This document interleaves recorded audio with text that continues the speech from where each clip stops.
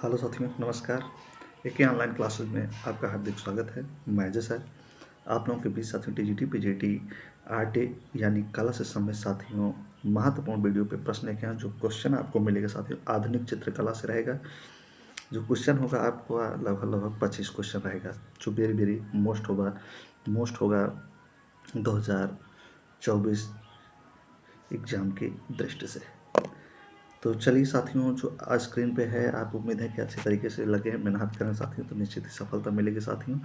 तो पहला जो प्रश्न है आपका, एम.एफ. हुसैन क्या करा साथियों? एम.एफ. हुसैन ने खाड़ी युद्ध पर, किस युद्ध पर? खाड़ी युद्ध पर आधारित कौन से प्रसिद्ध चित्र बनाए थे? तो चार ऑप्शन है आपके, देखिए। द थिएटर ऑफ द अर्सन आर्सड व स्प्लैश फ्रंट पेज। दूसरा हो जाएगा आपका इंदिरा गांधी व द वार ऑफ वर्ल्ड। आगे है द खाड़ी वार मुस्लिम फाइट, इनमें से कोई नहीं। तो चारों है, देखिए एम.एफ. हुसैन द्वारा बनाया हुआ चित्र है, तो इसमें से जो राइट आंसर होगा वो आपका हो जाएगा the theatre of the absurd slash front page. तो फर्स्ट वाला आपका राइट आंसर हो जाएगा।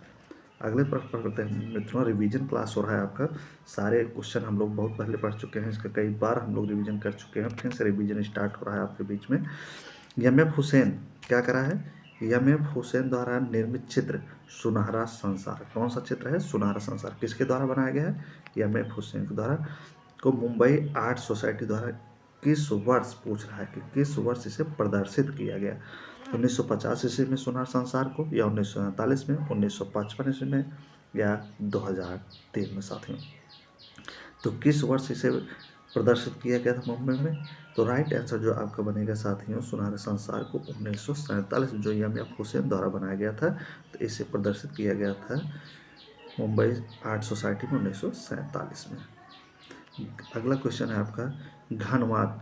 घनवाद को प्राथमिकता देकर, किसको भैया? घनवाद को प्राथमिकता देकर किसने अपने कैनवास पर त्रिआयामी, कौन सा? त्रिआयामी, किस पर? कैनवास पर त्रिआयामी प्रभाव प्रकट किया है। घनवाद को प्राथमिकता देकर किसने अपने कैनवास पर त्रिआयामी प्रभाव दिया? जहांगीर शाहवाला, एम.एफ. हुसैन, एन.एस. बेंद्रे, प्रशांत राय। तो 83 का आंसर देखिए यहाँ पे राइट आंसर जो हो जाएगा एन.एस. बेंद्रे साहब ने ऐसा किया था। अगला है थार्न। थार्न बैफेलो एक्रेन एटविंड फार किस कलाकार की कृतियाँ हैं? तीन हो गया, थार्न हो गया, बैफेलो हो गया, एंड क्रैन एक्वेटिक फ्राम, ये तीन रचनाएं हैं। तो किस कलाकार द्वारा बनाया गया? एन.एस. बेंद्रे द्वारा, काउल कृष्ण द्वारा, रामकिंकर बैस द्वारा, या एल.एम. सेन द्वारा? तो किसके द्वारा बनाया गया था ये? 84 नंबर का क्वेश्चन देखिए जो आपके सामने क्वेश्चन है। तो इसका जो राइट आंसर थार्न हो गया, बैफेलो हो गया, एक्रेन एडविंड फॉर्म ए एन.एस. बेंद्रे यानी नारायण श्रीधर बेंद्रे द्वारा तैयार किया गया था। अगला है आपका birth of rose. Birth of rose, standing girl in grief, refugees, unclothed beggar family तथा द चिल्ड्रन इत्यादि कृतियों के रचनाकार कौन है? अनुपम सूद, लक्ष्मण गौड़, के.पी. हरदास या सोमनाथ हो? तो कौन हो जाएंगे साथी? इन सभी रचनाओं के रचनाकार का birth of rose, standing girl in grief, refugees, unclothed beggar family, the children इत्यादि। तो इन सब के रचनाकार जो थे, इन सबको बनाने वाले सोमनाथ होर थे आपके। अगला है छापाकार। क्या करेंगे? छापाकार सोमनाथ होर 1921 से 1906 का जन्म कहाँ हुआ था? इनका जन्म पूछ रहा है। चटगांव बांग्लादेश में हुआ था सोमनाथ होर का जन्म, होशियारपुर पंजाब में हुआ था, चिटगांव में, या आपका चित्तौड़ आंध्र प्रदेश, या श्रीनगर कश्मीर में? तो सोमनाथ होर का जन्म कहाँ हुआ था? 86 का देखिए। तो चटगांव जो बांग्लादेश है, यहीं पे सोमनाथ होर का जन्म हुआ था। तो राइट आंसर आपका जो का हो जाएगा। अगला है ज्योतिन्द्र मानशंकर भट्ट। ज्योतिन्द्र मानशंकर भट्ट किस रूप में प्रसिद्ध? छापा चित्रकार हैं, फोटोग्राफर हैं, का और खा दोनों हैं, इनमें से कोई नहीं। तो क्या है ज्योतिन्द्र शंकर मान भट्ट भैया? तो ये हैं जो आपके छापाकार भी हैं और साथ साथ फोटोकार। तो राइट आंसर आपका जो गा होगा यही आपका करेक्ट हो जाए, तो दोनों हैं। अगला है एचिंग तकनीक में निर्मित देवी कलाकृति के प्रसिद्ध कलाकार हैं। एचिंग तकनीक में निर्मित देवी कलाकृति किसके द्वारा जो एचिंग तकनीक बनाए गए? ज्योतिन्द्र मानशंकर भट्ट के, के लक्ष्मण गौड़ द्वारा, राम किंकर बैस द्वारा, एक ऑप्शन है आपका देव प्रसाद राय चौधरी द्वारा न। तो देवी किसकी कलाकृति है, किसके द्वारा तैयार की गई थी देवी साथियों? ज्योतिन्द्र मानशंकर भट्ट के द्वारा बनाई गई थी देवी की रचना।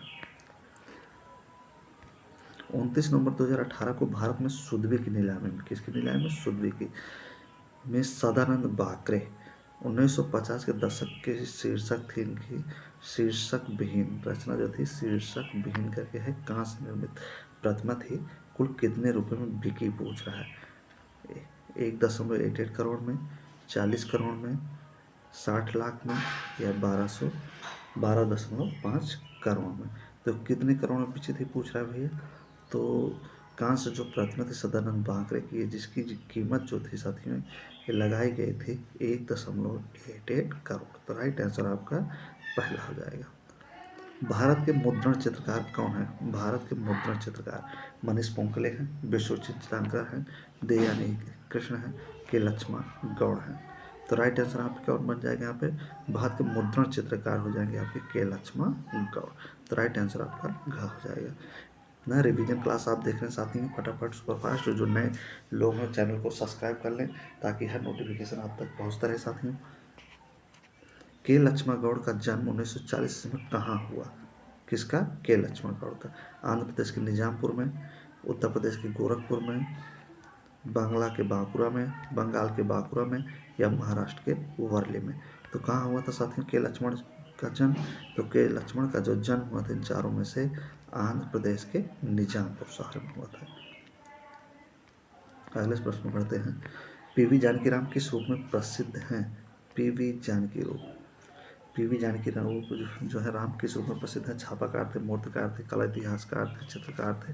तो क्या थे साथियों पीवी जानकीराम? तो पीवी जानकीराम जो थे साथियों ये आपके एक मूर्तिकार थे, जाने माने क्या थे? मूर्तिकार थे पीवी जानकीराम।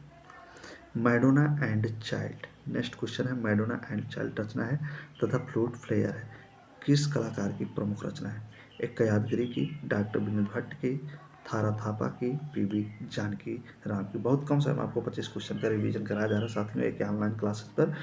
93 का देखिए, तो 93 का जो राइट आंसर हो जाएगा पीवी जानकी राम का था। मैडोना एंड जो चाइल्ड रचना है वो पीवी जानकी राम की थी। प्रसिद्ध मूर्तिकार अमरनाथ सागल क्या भैया? मूर्तिकार हैं और प्रसिद्ध हैं न। इनके द्वारा कांस्य मूर्ति अनसुनी चीखे बनाई गई। क्या बनाई गई थी? अनसुनी चीखे जो 1958 बनाई थी, कहाँ संग्रहित है पूछ रहा है। अमरनाथ सागल द्वारा जो मूर्ति बनाई गई थी अनसुनी चीखे कहाँ पर है? राष्ट्रीय संग्रहालय नई दिल्ली, चंडीगढ़ संग्रहालय चंडीगढ़, या आपका राष्ट्रीय आधुनिक कला संग्रहालय नई दिल्ली न, गुजरी महल संग्रहालय ग्वालियर।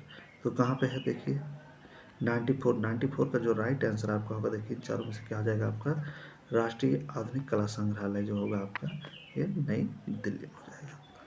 वह मूर्तिकार जो एक प्रसिद्ध कवि भी है, कौन है?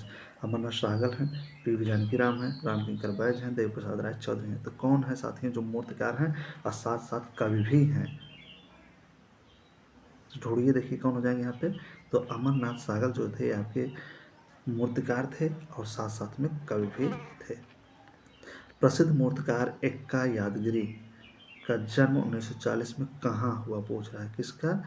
यक्का यादगिरी क्या थे? मूर्तिकार थे। इनका जन्म कहाँ हुआ 1940 में? तो वही ढूंढना है। चेन्नई में हुआ था, हैदराबाद में, कोलकाता में, गोवा में। तो यक्का यादगिरी का जन्म 1940 में कहाँ हुआ था? किस स्थान पर हुआ था? 96 तो हैदराबाद में। यक्का यादगिरी का जो जन्म हुआ था हैदराबाद में हुआ था। राष्ट्रीय आधुनिक कला संग्रहालय नई दिल्ली में सुरक्षित मूर्ति में क्या कर रहा है? राष्ट्रीय आधुनिक कला संग्रहालय नई दिल्ली में सुरक्षित चंद्रमुखी 13 फीट ऊंचे क्वार्टज दानेदार एक पत्थर को तराश कर निर्मित की मूर्तिकार कौन है? अमरनाथ सागल थे, डीबी राय चौधरी थे, राम विश्वतार थे या यक्का यादगिरी थे। तो चारों में से देखिए कौन हो जाएंगे साथियों? मूर्ति का नाम है चतुर्मुखी, जो 13 फीट ऊंचे क्वार्टर पर दानेदार एकाश पत्थर में बनाई गई। एकाश पत्थर में एक ही पत्थर को काट के बनाई गई है। तो कौन है इसके रचनाकार साथियों? तो इसके जो रचनाकार हैं आपके हो जाएंगे यक्का यादगिरी राव। अगला है आपका, किस भारतीय चित्रकार ने सर्वप्रथम लोक कला को आधुनिक रूप दिया? कौन सा भारतीय कलाकार था जो लोक कला को आधुनिक रूप दिया? नंदलाल बोस, राजा रविवर्मा, यामिनी राय, रविन्द्रनाथ टैगोर। तो इनमें से देखने में लोक कलाकार, बंगाल की लोक कलाकार से संबंधित कलाकार कौन है? तो यामिनी रंजन राय है आपके।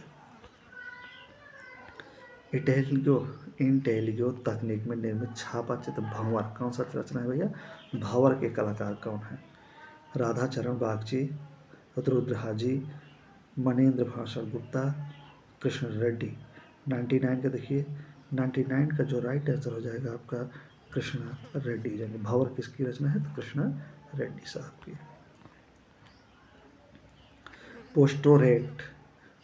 पोस्टोरेट, water release, whirlpool, wave and reflection आदि किसकी प्रसिद्ध कलाकृतियाँ हैं? कृष्णा रेड्डी की हैं, अमरनाथ सहगल की है, लक्ष्मी सिंह राजपूत की है, या हेमंत मिश्र की है? पोस्टरेट हो गया, वाटर रिलीज हो गया। तो रचनाएं किसकी भैया? ये सब रचनाएं जो हैं आपके कृष्णा रेड्डी साहब की हैं।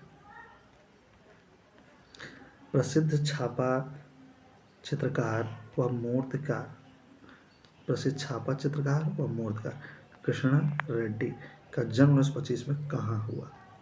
चित्तूर आंध्र प्रदेश, जौनपुर उत्तर प्रदेश, चेन्नई तमिलनाडु, पणजी गोवा। तो कहाँ पे हुआ था इनका जन्म? चित्तूर आंध्र प्रदेश में इनका जन्म हुआ था कृष्णा रेड्डी साहब का, जो प्रसिद्ध मूर्तिकार और छापा चित्रकार दोनों थे। वह भारतीय प्रिंट मेकर जो न्यूयॉर्क विश्वविद्यालय में कला के प्रोफेसर व मुद्रण विभाग के निर्देशक रहे। तो कौन थे? मुकुल चंद डे, अनुपम सूद, कृष्ण रेड्डी या नंदलाल बोस। 102 क्वेश्चन देखिए, 25 महत्वपूर्ण क्वेश्चन आपको रिवीजन के तौर पर मेरे साथ ही आधुनिक चित्रकला के जो very very most TGT PGT art की दृष्टि से कोई भी कला का पेपर हो सबके लिए मोस्ट है। तो यहाँ पे देखिए राइट आंसर आपका हो जाएगा कृष्णा रेड्डी साहब बन जाएंगे। अगला है अनुपम सूद की प्रसिद्धि किस रूप में है? जो अनुपम सूद है इनको प्रसिद्धि किस रूप में मिला है? छापा चित्रकार के रूप में, मूर्तिकार के रूप में, लिथोग्राफर के रूप में, या वास्तुकार के रूप में? किस रूप में इन्हें जाना जाता है? तो किस रूप में? तो छापा चित्रकार के रूप में अनुपम सूद को ज़्यादा प्रसिद्धि मिली है। रंगीन इंटेलिगो प्रिंट पतझड़, क्या नाम भैया? पतझड़ ये किसका है? कृष्ण रेड्डी का है, सोमनाथ होल का है, अनुपम सूद द्वारा बनाया या मुकुल चंद डे द्वारा बनाया? किसके द्वारा बनाया गया है पतझड़? तो पतझड़ जो रचना साथियों ये है अनुपम सूद के द्वारा तैयार की गई थी। तो ये साथी आज के मोस्ट इम्पॉर्टेंट क्वेश्चन। उम्मीद है कि प्रश्न आपको वेरी वेरी इंपॉर्टेंट लगे होंगे, महत्वपूर्ण प्रश्न साथियों। तो जब तक नेक्स्ट वीडियो आपके लिए बीच लेके मिलेंगे साथियों, तब तक के लिए best of luck. So thank you, धन्यवाद। वीडियो पे आप बने रहिए। जो नए व्यूवर्स है चैनल को जरूर सब्सक्राइब कर ले साथियों, ताकि हर नोटिफिकेशन आप तक पहुंचता रहे। एग्ज़ाम आपकी जुलाई लास्ट हो सकता है, क्योंकि इलेक्शन की काउंटिंग के बाद हो गई साथियों। चलते हैं, बहुत बहुत धन्यवाद साथियों।